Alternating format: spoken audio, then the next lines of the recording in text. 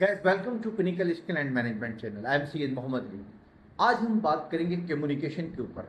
और कम्युनिकेशन जिस तरह आप जानते हैं, आज हम कोशिश करेंगे कि कम्युनिकेशन के जो जो कम्युनिकेशन के अंदर अल्फ़ाबेट यूज हो रहे हैं, उन अल्फ़ाबेट से हम बनाएंगे एक एब्रीविएशन जो कि डिपिक्ट करेगा टोटल कम्युनिकेशन की डेफिनेशन।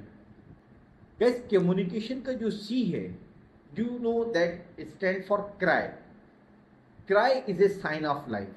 पूरी जिंदगी फिर आपको क्राई करना पड़ता है अपने आप को एंडोर्स करवाने के लिए, अपनी नीड को फुलफिल करवाने के लिए। Then you have to cry positively throughout your life. So communication C stand for cry. Communication O stand for observe before reaction. जब भी आप कम्युनिकेशन में इन्वॉल्व हो और आपको रिप्लाई करना हो, तो उससे पहले आप उस चीज को ऑब्जर्व करें कि आपका जो रिप्लाई है वो अप्रोप्रिएट और पॉजिटिव है या नहीं। कम्युनिकेशन का M stand for mind your words. जब आप किसी शख्स को रिप्लाई कर रहे हैं, तो इस बात को इंश्योर कर लें कि जिन अल्फाजों का आपने सिलेक्शन किया है वो अल्फाज ethics, according to the ethics हैं। उन अल्फाज के अंदर सॉफ्टनेस है और वो किसी को हार्ट नहीं करेंगे।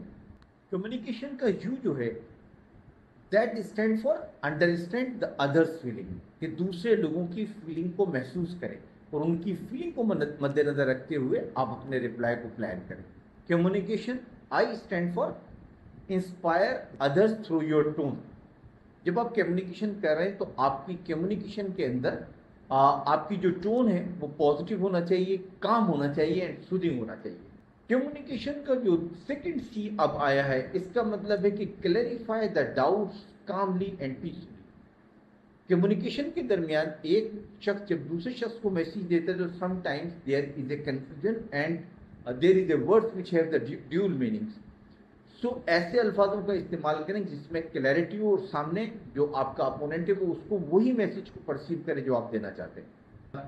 कम्युनिकेशन का ए जो है, that is giving you a very good message. Your opponent have the right to have a different opinion than what you are. So you have to accept that and you have to discuss that logically and positively. Communication T stand for think before you speak.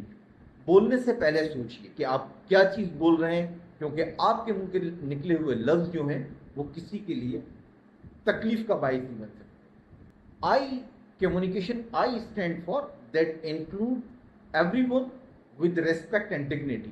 When you are communicating and somebody is coming in your communication, accept him with respect and dignity. Communication O stand for open up with honesty. So when you are communicating, you must be honest and open for everyone.